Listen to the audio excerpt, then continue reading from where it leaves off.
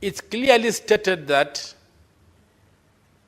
our debts must be contained in the budgets, in the annual budgets that are made. The proposals to borrow and where money is to be borrowed from should be in the budget that comes to the Parliament every year. Now, contrary to that, Parliament has done something very strange and totally unconstitutional in this country by enacting something called the debt ceiling in the Public Finance Management Act. The debt ceiling, the concept of a debt ceiling has got a history. Before 1917, in the USA, Congress used to approve every debt that was borrowed by the Treasury for the executive in America, in the USA. In 2017, when the USA joined the First World War, Congress began the idea of allowing the Treasury to borrow on a need. And that morphed into the culture where they began the so-called debt ceiling in an attempt to contain the appetite for money by the executive. And up to now, you even have the Debt Act that was passed under Obama trying to address these issues. They have not done very well. So we have gone ahead and borrowed the idea of a debt ceiling from the Americans who did it out of an emergency situation and failed to go back to the default that they used to have, where Congress approved every debt. And now we are trying to peg our debt on GDP. First of all, it doesn't make any sense, any common sense, to peg a debt on GDP when you know that GDP is the collective, the totality of the productivity of a state as estimated per year. And yet you repay debt, not from your percentage of GDP, you repay debt from your taxes. Debt must be tied to the capacity to raise taxes to pay them. And that's why in Article 220, there is a requirement that Parliament, in every budget that the executive proposes, in Article 221C, it says, 1B, first of all, it says, budgets of the national and county governments shall contain proposals for financing any anticipated deficit for the period to which they apply. C, proposals regarding borrowing and other forms of public liability that will increase public debt during the following year. Now, when you look at our budget, Parliament always passes a balanced budget that conforms to those two provisions. That budget is contained in the appropriation bill. And each appropriation bill is what gives us the legitimate debt within the Republic of Kenya. Now, I've taken my time to examine our appropriation bills from 2017 to 2025 and established that Parliament only approved 2 trillion, has only approved 2 trillion 791 billion 543 million 336,707 shillings. Yet, when you examine the debt register published by the Treasury, you find that we have borrowed 8 trillion 918 billion 21 million 659,782 shillings, which means we have borrowed 6 trillion 950,163 billion, 6,950,163,132,328 shillings outside the law.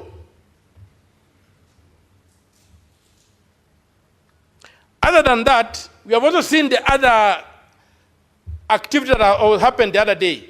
We were told that the Eurobond had matured and the government required to borrow extra money from the Eurobond market to offset what had become due. And they borrowed quite a bit of money.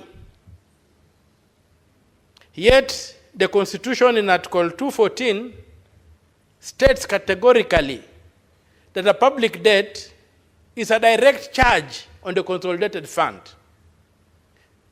The Public Finance Management Act 2 and the regulations forbid borrowing money to pay another debt, borrowing money to pay a debt. So why does the government get powers to do these kind of things? And I'm in particular referring to Section 15, 2C, and 50 clause 3 of the Public Finance Management Act. When we borrow money against the law, what are we trying to achieve? What evidence is there that the debt for the Eurobond had not been paid off as required by law automatically as a direct charge to the consolidated fund, that we had to go borrowing further money for it? Madam Speaker, as I proceed to submit,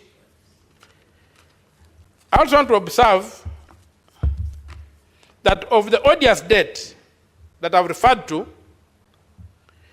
4,605,287,992 shillings was incurred in the period 2014 to 2022, when President Uhuru Kenyatta was in charge. Under President Ruto, that's from 2022 when he took over, already 2,325,905,200 shillings has been taken outside the law.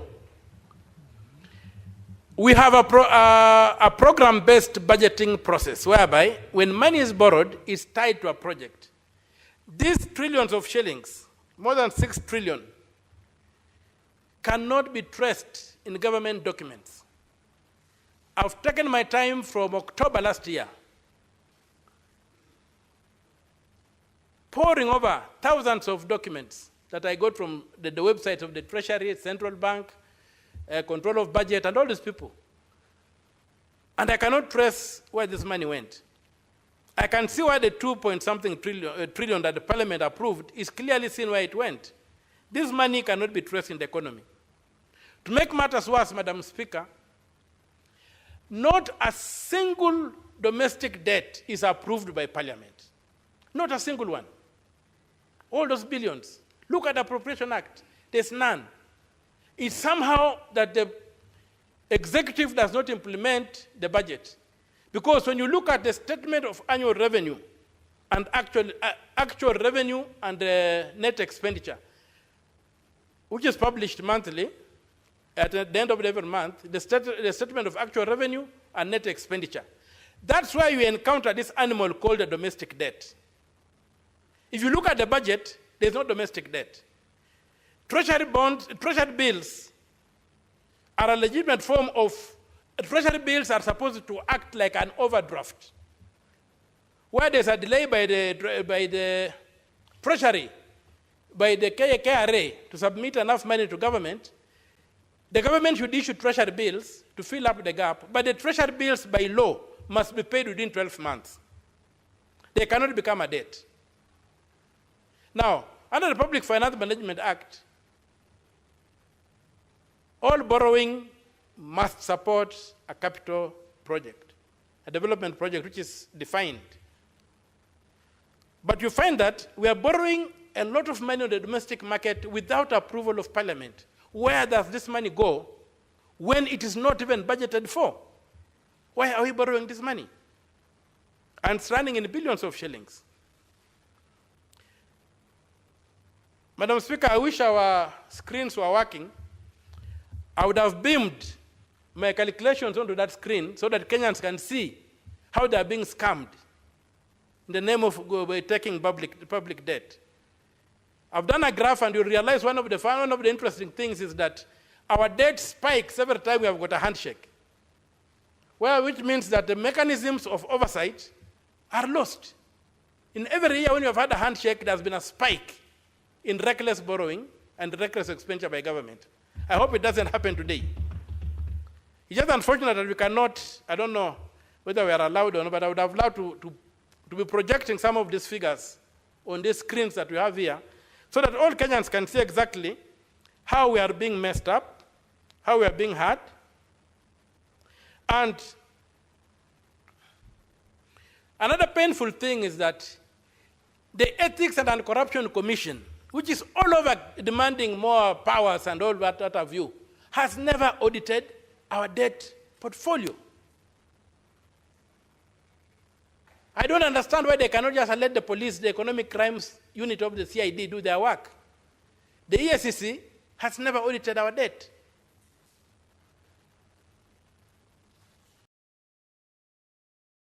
You find again, one of the things that has made our debt shoot up from 2014 is that Parliament amended the Public Finance Management Act to allow for money borrowed to be kept offshore, contrary to Article 206, which requires that all money borrowed must be kept in the consolidated fund. So they amended that, and at the discretion of the Cabinet Secretary for Treasury, they can borrow money and keep offshore. And that's one of the things that is really affecting us.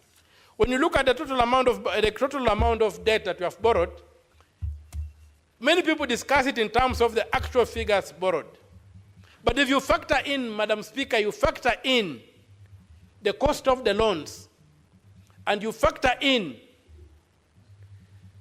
the interest on the loans, you get a shocking figure.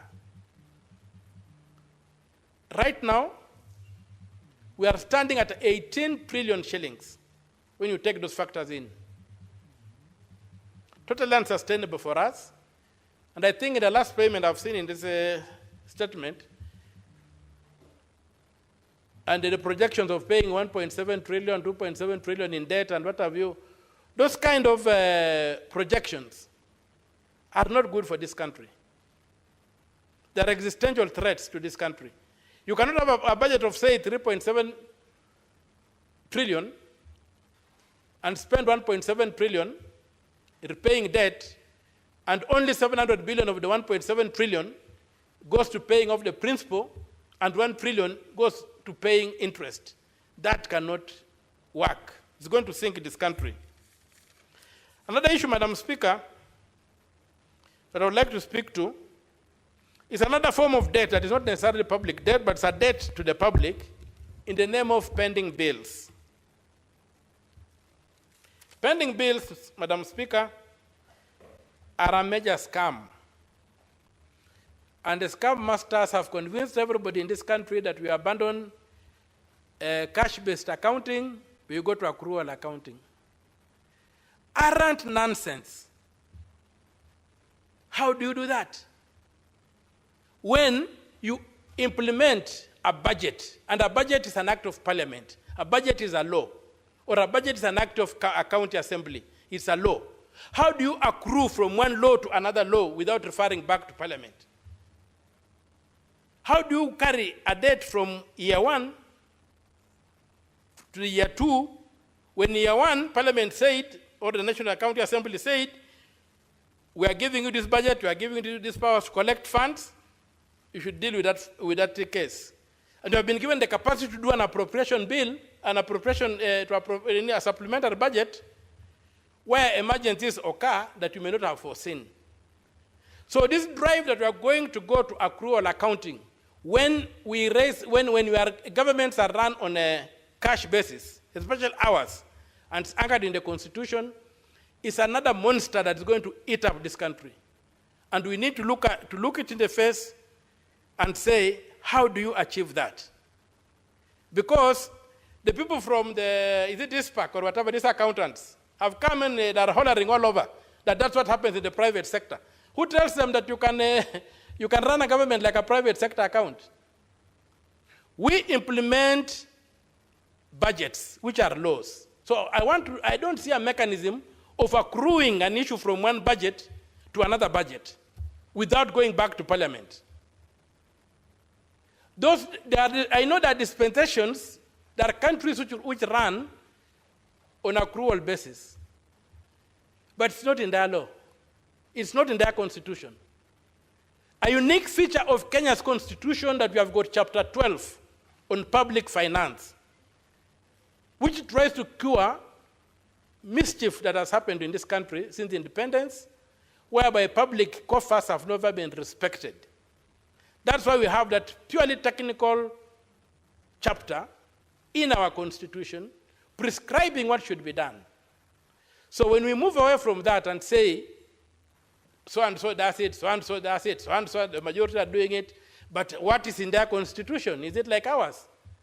Why did we put in our constitution? What are we trying to cure? So, Madam Speaker, I pray that this House, and I'm aware that this House even made some very grievous decision, it passed a motion saying that pending bills will be a first charge on the county revenue fund. And the logic, they said, okay, Article 14 of the 214 of the Constitution, Article 214 of the Constitution justifies or states that a public debt is a first charge on the consolidated fund. But they read 214 part 1. They did not read part 2, which then defines what is a public debt. Part 2 of 214 defines a public debt to be loans, guarantees for loans, and expenses incurred and related matters to loans. A pending bill where a county government has taken MCAs on a baseline study and they incur money and they can't pay, how does that become a public debt? Or you have contracted somebody to build a road and you don't pay him, you divert money to pay somebody else. How does that become a public debt?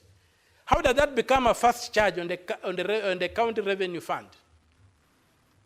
Madam Speaker, we need to get serious, and I'm requesting that this Parliament sets up induction courses for members of Parliament on the Constitution of Kenya, and especially on Chapter 12, so that we can fully comprehend as a House what the architecture for handling public finances is, and then going forward, we'll be able to engage effectively and according to the book.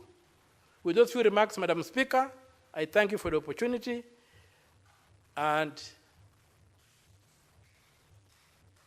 I don't support the recommendations made because they are unconstitutional.